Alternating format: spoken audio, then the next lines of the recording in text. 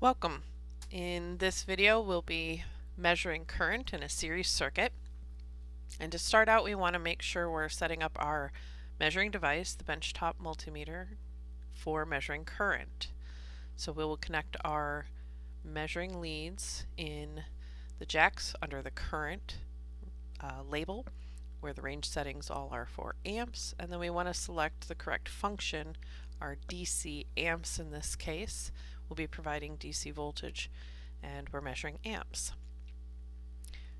So we will start out, we have two resistors we're going to connect in series.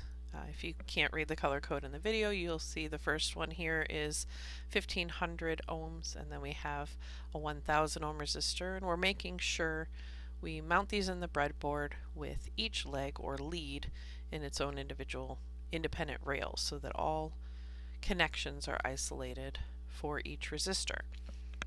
We will connect our power supply leads under the variable DC voltage jacks, and then define really the starting line and the finish line for our electrons here, one at the beginning of the circuit or one leg of the first resistor, and then at the end of the circuit with one leg at the other end of the last resistor. And then we'll just use a jumper wire to create a single pathway, a series circuit, from connecting between our two open-ended legs of the resistors. So to measure current, we have to make sure we're creating a break in the pathway, or actually we're inserting the current meter leads as if they are the two ends of a jumper wire. And in this case we're just inserting them right before, at the starting line, if you will.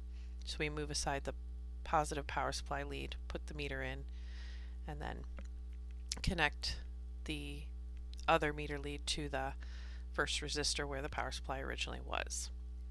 So to get started, we power on both our power supply and our meter, and we're going to set this at, I think, about 9 volts here, 9 volts DC.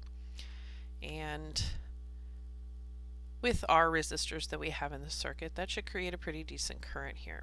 Now, be sure to adjust the range setting to make sure you get a full display, as much detail as you can on the display screen. So at this point, 3.62 milliamps is our current.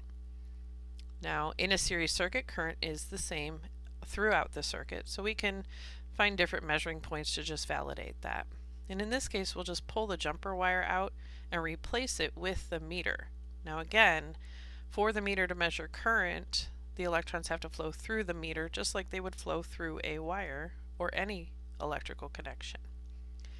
And so we pull our jumper wire out and replace it with the meter, and we get the same current that we did initially, 3.62 milliamps, which is great. And then just for the sake of completion, or really to show you what other options you have when it comes to measuring current in a series circuit, just like we did with the positive power supply lead, we'll just move our negative power supply lead off to the side, and we'll connect our meter in series with one lead connected with the negative power supply lead and the other meter lead connected to the open end of the resistor where the negative was. And again, you see here we get about 3.6 or 3.62 milliamps.